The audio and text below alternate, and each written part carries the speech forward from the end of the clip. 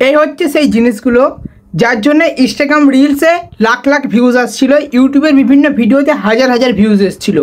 হ্যাঁ, আজকে আমার কাছে এখন রয়েছে ক্লাস 12-এর থার্ড সেমিস্টার এবং ফোর্থ সেমিস্টার, অর্থাৎ সম্পূর্ণ ক্লাস 12-এর জন্য একদম লেখা রয়েছে দ্বাদশ শ্রেণী, অর্থাৎ সম্পূর্ণ ক্লাস 12-এর জন্য যে বইটা বাকি ছিল সেটা হচ্ছে বাংলা বই। ইংরেজি বই 11-12 একসঙ্গে দেওয়া হয়ে গিয়েছিল, তারপরে দু একটা পোর্শন রিপ্লেস করা হয়েছে, যেগুলো ছাত্রছাত্রীদেরকে প্রিন্ট করার জন্য নোটিফিকেশান দিয়ে দিয়েছে উচ্চ মাধ্যমিক শিক্ষা সংসদ।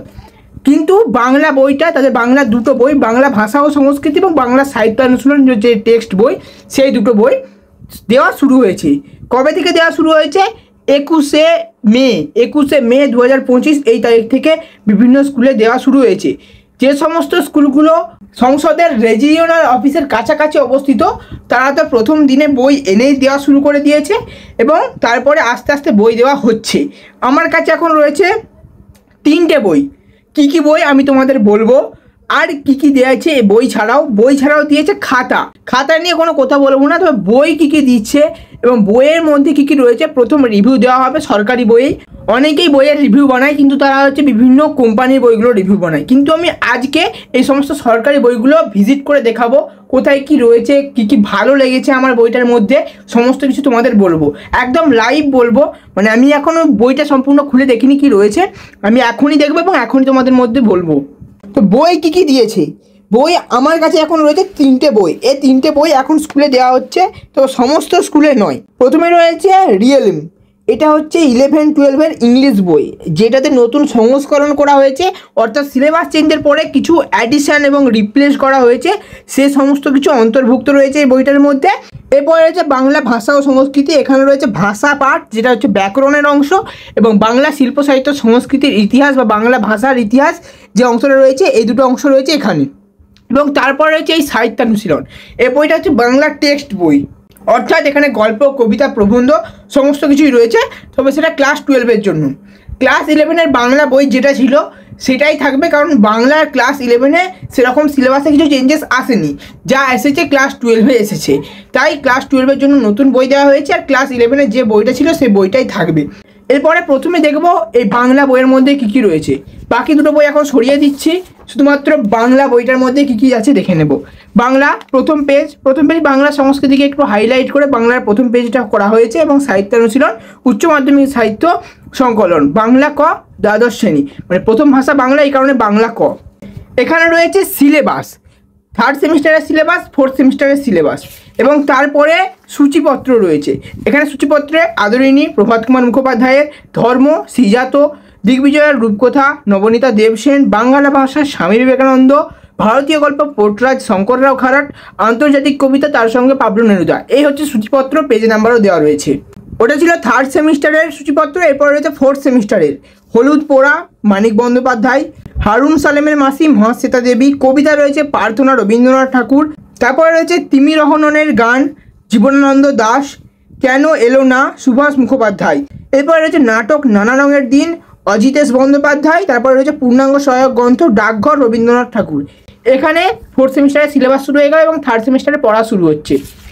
আদরিণী গল্প, তোমরা হয়তো যে পিডিএফটা পেয়েছো, পিডিএফটা তো অনেকদিন আগেই সংসদ প্রকাশ করেছিল, সেটা হয়তো দেখে নিয়েছো, একদম সুন্দর রয়েছে, পেজের কোয়ালিটিও খুব ভালো রয়েছে, এবং প্রিন্টিং যে করা হয়েছে সেই কোয়ালিটিও ভালো রয়েছে, একদম পরিষ্কার বোঝা যাচ্ছে, এবং যে কোনো ছাত্রছাত্রীর ক্ষেত্রে পড়তে অনেকটাই সুবিধা হবে, কারণ লেখাগুলো অনেকটাই বড়োভাবে ছাপানো রয়েছে। অনেকের চোখের প্রবলেম থাকে, যারা অনেক ছোট লেখা দেখতে পারে না, তাদের ক্ষেত্রে কোনো অসুবিধা হবে না আশা করছি। এই হচ্ছে কোনো একটা অধ্যায়ের শুরু বা গল্পের শুরু বা কবিতার শুরু, এটা হচ্ছে গল্প রয়েছে, গল্প আদরিণী প্রভাত কুমার মুখোপাধ্যায়, এবং শেষে রয়েছে লেখক পরিচিতি, যেটা তোমাদের ক্লাস 11-এও তোমরা দেখেছো, বইয়ের শেষে এরকম লেখক পরিচিতি দেওয়া থাকে কিছুটা অংশ। কবিতাগুলোর ক্ষেত্রেও তাই, এই যে ধর্ম কবিতা, দিগ্বিজয়ের রূপকথা, এরকমই রয়েছে। একদম বই ঠিকঠাক রয়েছে, প্রিন্টিং কোয়ালিটিও ঠিকঠাক রয়েছে বললাম, এবং পাতাও মোটামুটি ঠিকই রয়েছে, একটু পাতলা রয়েছে, যেই কারণে এদিক ওদিক দেখা যাচ্ছে, মানে লেখাগুলো এদিক ওদিক অনেকটা ক্ষেত্রে দেখা যাচ্ছে, তোমরা যদি দেখতে পাচ্ছ কিনা বুঝতে পারছি না, তবে খালি চোখে দেখলে মনে হচ্ছে যেন ও পাতার লেখাটাও একটু দেখা যাচ্ছে। পাতার কোয়ালিটিটা একটু পাতলা, কিন্তু কোয়ালিটি বেশ মোটাই রয়েছে, মানে টপ করে ছিঁড়ে যাবে না বা জল পড়লেও ছিঁড়ে যাবে না। এরপর রয়েছে ফোর্থ সেমিস্টার এবং সেম একদম গল্প শুরু এবং শেষে অবশ্যই লেখক পরিচিতি সবেই দেওয়া রয়েছে, এই যে লেখক পরিচিতি দেওয়া রয়েছে। এই হচ্ছে সম্পূর্ণ বই। এই হচ্ছে বইয়ের শেষ পেজ, যেখানে শেষে একই লেখা রয়েছে সাহিত্যানুশীলন, তারপরে একটা কিউআর কোড দেওয়া রয়েছে এবং এখানে লেখা রয়েছে যে এই বইটি শুধুমাত্র পশ্চিমবঙ্গ সরকারের আর্থিক আনুকূল্যে দ্বাদশ শ্রেণীর ছাত্রছাত্রীদেরকে বিনামূল্যে বিতরণের জন্য, এটা বিক্রয়ের জন্য নয়। অর্থাৎ ছাত্রছাত্রীদেরকে বিনামূল্যে বিতরণ করা হবে, কোথাও বিক্রি করা যাবে না। এ হচ্ছে বাংলা বই। এরপরে অন্যান্য বইগুলো দেখে নেওয়া যাক। এরপরে রয়েছে বাংলা ভাষা ও সংস্কৃতি। এর মধ্যে দুটো পার্ট রয়েছে, বাংলা শিল্প সাহিত্য সংস্কৃতির ইতিহাস, তার সঙ্গে রয়েছে বাংলা ভাষা বা ব্যাকরণ যে অংশটা রয়েছে সেই অংশটা। এ হচ্ছে প্রথম পাতা। দেখো এই হচ্ছে পালকের কলম এবং এটা দোয়াত। তোমরা আশা করছি অনেকেই চিনো, আমাকে আর বলতে হবে না, তবুও বলে দিলাম। এ হচ্ছে প্রথম পাতা এবং তারপরে কিন্তু সমস্ত টেক্সট রয়েছে যেগুলো পড়ার। তবে এগুলো পড়ে তোমাদের অনেকটা সময় নষ্ট হতে পারে, কারণ তোমাদের যে বাংলা সিলেবাস রয়েছে, বাংলা সিলেবাসের থেকে পড়া বেশি এখানে রয়েছে। বাংলা যে টেক্সট বইটা তোমাদের দেখালাম, বাংলা টেক্সট বই যদি তোমাদের 35 পাতা পড়তে হয়, এক্ষেত্রে তোমাদের পড়তে হবে কিন্তু 120 পাতা। আমি যতটা দেখলাম তোমাদের যে বইটা দেওয়া হয়েছিল পিডিএফ, সেখানে সেরকমই 35 পাতা শুধুমাত্র টেক্সট রয়েছে, যেটা থেকে তোমরা 25 নাম্বার পাবে এবং 15 নাম্বার পাওয়ার জন্য তোমাদেরকে কিন্তু এই বইটার 120 পাতা পড়তে হবে। বইয়ের যে স্টাইল এবং যে লেখার স্টাইল তা কিছু চেঞ্জেস করা হয়নি, আগে যেমন ছিল ঠিক তেমনই রয়েছে।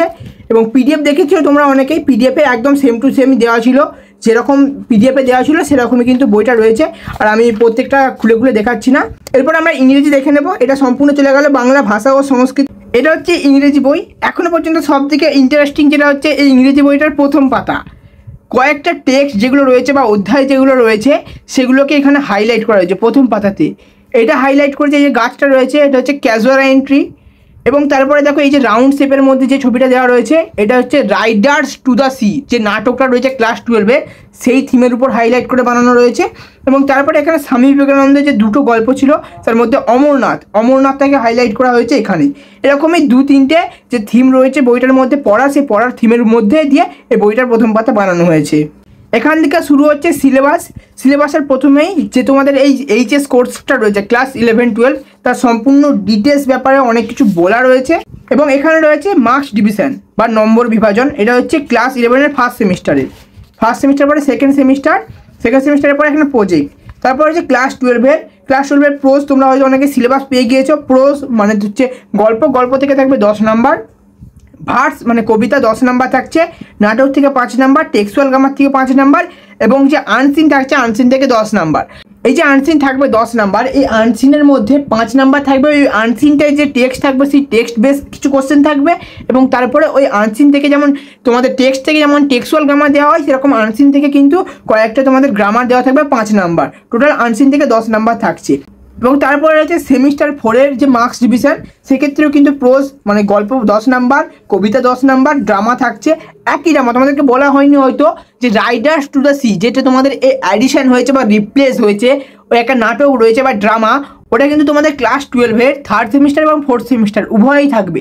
থার্ড সেমিস্টারে ওখান থেকে এমসিকিউ আসবে, ফোর্থ সেমিস্টারে ঠিক একই অংশ থেকে তোমাদের বড় কোশ্চেন আসবে বা ডেসক্রিপটিভ অ্যান্সার টাইপ কোশ্চেন আসবে। এখান থেকে 5 নাম্বার থাকছে, একটাই 5 নাম্বারের কোশ্চেন। তারপর টেক্সচুয়াল গ্রামার থাকছে 5 নম্বর, রাইটিং থাকছে 10 নম্বর। এবং তারপরে এখানে রয়েছে প্রজেক্ট। এবং তারপরে এখানে সিলেবাস দেওয়া রয়েছে। সিলেবাসের মধ্যে টেক্সটে কী কী থাকছে, টেক্সট যেগুলো তোমাদের যে এই যে সূচিপত্র, এখানে তোমাদের যে সূচিপত্র থাকে, এই সূচিপত্রের মধ্যে কী কী থাকবে সেটা কিন্তু সিলেবাসেও দেওয়া থাকে, বা যে পোর্শনগুলো থাকছে বা অধ্যায় যেগুলো থাকছে সেগুলো কিন্তু দেওয়া থাকে। যে সিলেবাসটা সংসদ দিয়েছে সেই সংসদের সিলেবাসটাই কিন্তু এখানে প্রিন্ট করে দেওয়া রয়েছে। আমি আর সিলেবাসগুলো তোমাদের জন্য পড়ছি না, তোমরা বই খুব তাড়াতাড়ি পেয়ে যাবে, সেখান থেকে তোমরা দেখে নেবে।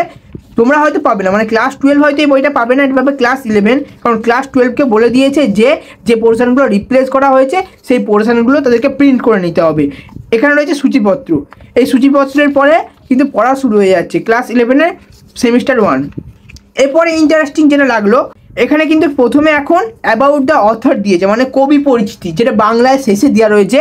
সেটা কিন্তু এই বছর অর্থাৎ 2025 সালে যে সমস্ত ছাত্রছাত্রীরা ক্লাস 11-এ উঠেছে তাদেরকে যে বই দেওয়া হবে তাদের জন্য এই বইয়ে কিন্তু এই লেখক পরিচিতি অংশটা থাকছে, যেটা কিন্তু আগে ছিল না। আগে বলতে কি, যখন 2024 সালে প্রথম সেমিস্টার সিস্টেম চালু হলো তখন খুব তাড়াতাড়ি বইগুলো বের করে দেওয়া হয়েছিল, এই কারণে এই লেখক পরিচিত অংশগুলো ছিল না।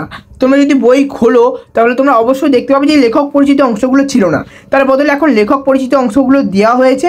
এবং তারপরে এই টেক্সট অ্যাবাউট দ্য টেক্সট মানে এই টেক্সটের ব্যাপারেও কিছুটা বলা হয়েছে উৎস সম্বন্ধে, সেটাও কিন্তু এখানে দেওয়া থাকছে। এটাই হচ্ছে নতুন অ্যাডিশান হয়েছে, যেগুলো প্রত্যেকটা যে টেক্সট রয়েছে বা লেসন রয়েছে প্রত্যেকটারই প্রথমেই রয়েছে। এবং তারপর টেক্সট শুরু হচ্ছে, টেক্সটের মধ্যে কিছু হাইলাইট করা হয়েছে, কিছু কিছু কিওয়ার্ড, সেই কিওয়ার্ডগুলোকে এখানে এক্সপ্লেন করা রয়েছে বা মিনিং দেওয়া রয়েছে। এবং শেষে অবশ্যই কুইক রিকল বলতে তুমি যে সম্পূর্ণ গল্পটা পড়ে এলে বা কবিতাটা পড়লে তারপরে কিছু কোশ্চেন দেওয়া রয়েছে, যেটা তুমি যদি একবার করে নাও বা প্র্যাকটিস করে নাও না দেখে, তাহলে অবশ্যই তোমার এই যে সম্পূর্ণ গল্পটা যে বললে বা কবিতাটা পড়লে তা কিন্তু সম্পূর্ণটা আরও একবার মনে হয়ে যাবে বা রিভিশন হয়ে যাবে। এই কারণে এটা কুইক রিকল নাম দেওয়া হয়েছে, যেখানে সম্পূর্ণ টেক্সটটা থেকে কয়েকটা কোশ্চেন দেওয়া রয়েছে, 5টা করে কোশ্চেন দেওয়া রয়েছে। এখানে কিন্তু এবারে একদম এমসিকিউ এর বিভিন্ন ভাগগুলোও দেওয়া রয়েছে, আগে কিন্তু এটা ছিল না। সেমভাবে কিন্তু যে অন্যান্য গল্প তারও কিন্তু বললাম যে প্রতিটা টেক্সটেরই প্রথমে অ্যাবাউট দ্য অথার দিয়েছে, মানে লেখক পরিচিতি, এবং তারপরে অ্যাবাউট দ্য টেক্সট অর্থাৎ পাঠ্য সম্বন্ধে কিছু কথা বলা রয়েছে বা পাঠ্যের উৎস সম্বন্ধে কিছুটা দেওয়া রয়েছে। এটা হচ্ছে এ বইয়ের বিশেষত্ব, এটাই কিন্তু আমার খুব ভালো লেগেছে। এরপরে দেখার বিষয় হচ্ছে ক্লাস 12-এর জন্য কী কী রয়েছে। ক্লাস 11-এর পোর্শনগুলো এতক্ষণ আমরা দেখছিলাম, এবারে ক্লাস 12-এর অংশগুলো দেখব।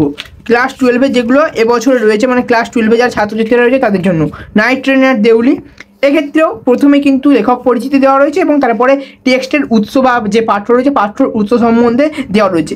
এই বইটার মধ্যে সবথেকে ভালো যেটা লেগেছে বইটার প্রথম পাতা এবং তারপরে যে টেক্সটের শুরুতে যে অ্যাবাউট দ্য অথর দেওয়া রয়েছে বা লেখকের সম্বন্ধে বলা রয়েছে এবং টেক্সটের উৎস সম্বন্ধে বলা রয়েছে, এগুলো কিন্তু অবশ্যই খুবই জরুরি একটা ছাত্র বা ছাত্রীর পক্ষে, যে এর উৎস কী রয়েছে, কেন এই গল্পটা এসেছে টেক্সটে এবং কেন এই গল্পটা লেখা হয়েছিল, এই সমস্ত বিষয়ে জানার জন্য এটা কিন্তু খুবই গুরুত্বপূর্ণ।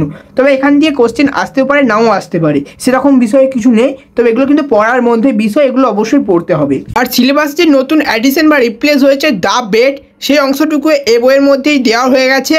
এবং তারপরে যে রাইডার্স টু দ্য সি এর ড্রামা বা প্লে বা নাটক রয়েছে সেটাও কিন্তু এই বইয়ের মধ্যেই রয়েছে। সেমভাবে আগেও বলেছিলাম যে প্রত্যেকটা টেক্সট কিন্তু এখানে হাইলাইট করা রয়েছে, মানে এখানে কিছু কিছু ওয়ার্ড রয়েছে যে ওয়ার্ডগুলোকে ফুটনোট হিসেবে দেওয়া রয়েছে, যে ওয়ার্ডটার মিনিং কী হচ্ছে। এগুলোর জন্য এখানে যে কালারটা দেওয়া রয়েছে এই বইটার হয়তো প্রিন্টিংয়ের ক্ষেত্রে কোনো একটু গন্ডগোল হয়ে গেছে, যেক্ষেত্রে এই কালারগুলো কিন্তু প্রচুর চোখে লাগছে, এই টেক্সটের তুলনায় এই কালারগুলো প্রচুর চোখে লাগছে। এটা একটু ওভারঅল সম্পূর্ণ বইটা ঠিকই রয়েছে, পেজের কোয়ালিটিও ঠিকই রয়েছে, প্রিন্টিংয়ে ওই একটাই ভুল, বাকি কোনো ভুল নেই প্রিন্টিংয়ে, একদম খুব ভালো কোয়ালিটির বই দিয়েছে। এক কথায় বলতে গেলে বইটা একদম সেরা বই করেছে। তো এই ছিল সম্পূর্ণ রিভিউয়ের ভিডিও, কেমন লাগলো অবশ্যই কমেন্ট করে জানাবে। আর তোমাদের কিন্তু অর্থাৎ যারা ক্লাস 12-এর আমার ভিডিওটা দেখছো তাদেরকে শুধুমাত্র বাংলার এই দুটো বই দেওয়া হবে, ইংলিশের এই বইটা কিন্তু দেওয়া হবে না। এই ইংলিশের বইটা আমি জাস্ট স্কুল থেকে এনেছি তোমাদেরকে দেখানোর জন্য। আর তোমাদেরকে কিন্তু এরকম খাতাও দেওয়া হবে, যেটা প্রতি বছর তোমাদেরকে দেওয়া হয়। প্রথমেই বলেছিলাম 3টে 4টে 5টা যাদের যেরকম স্কুল রয়েছে, স্কুলে যেমন স্টুডেন্ট সংখ্যা রয়েছে সেই অনুযায়ী দেওয়া হবে। বেশি স্টুডেন্ট হলে সেক্ষেত্রে তুমি 3টে পাবে, কম স্টুডেন্ট হলে সেক্ষেত্রে তুমি 6টা পর্যন্ত খাতাও পেতে পারো। আমি এই প্রথমবার কোনো বই রিভিউয়ের ভিডিও বানালাম, ভালো লেগে থাকলে অবশ্যই লাইক করতে ভুলবে না।